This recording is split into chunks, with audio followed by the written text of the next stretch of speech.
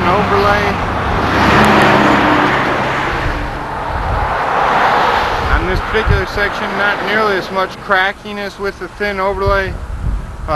We do have some interesting bleeding patterns here. You can see the bleeding about 1 meter off the shoulder here, about 4/10 of a meter wide.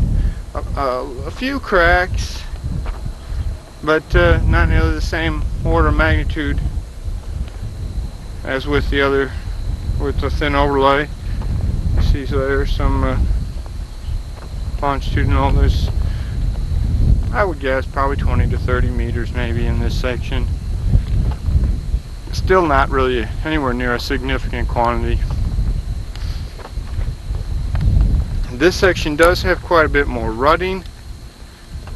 We had measurements as high as 12 millimeters, but typically between 6 and 7.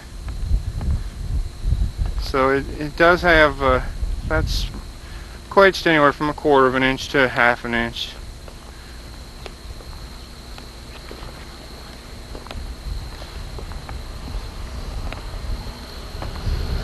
Again, you can see some spots where it looks like we're just beginning to have fatigue. Just a real thin little sliver of deterioration there.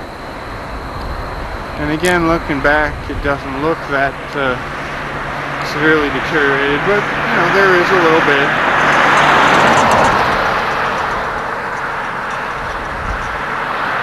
You can see looking ahead how the fatigue, the bleeding tends to wander. Here we've got obviously an area where there had been a patch underneath or something of that nature just past station 3. And all it's bled through, slurry.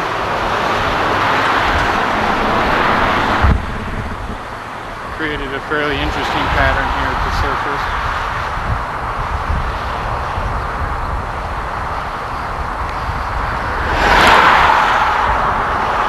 Very little cracking at this end of the section.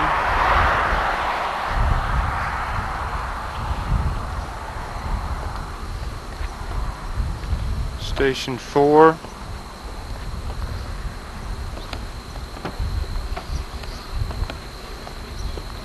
Have a little bit of fatigue here associated with one of the transverse cracks.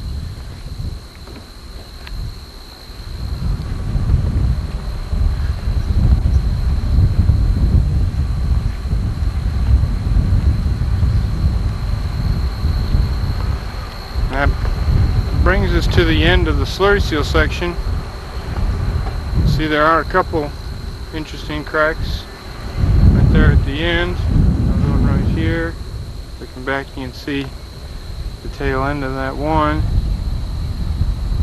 But again, the major concerns, I guess you could say, at this section, the unusual bleeding and the development of a little bit more severe rutting in the order of 1/4 of an inch to 1/2 an inch. With that, I'll conclude the video for section 48Q320, and we'll be moving on to the GPS site, 483865.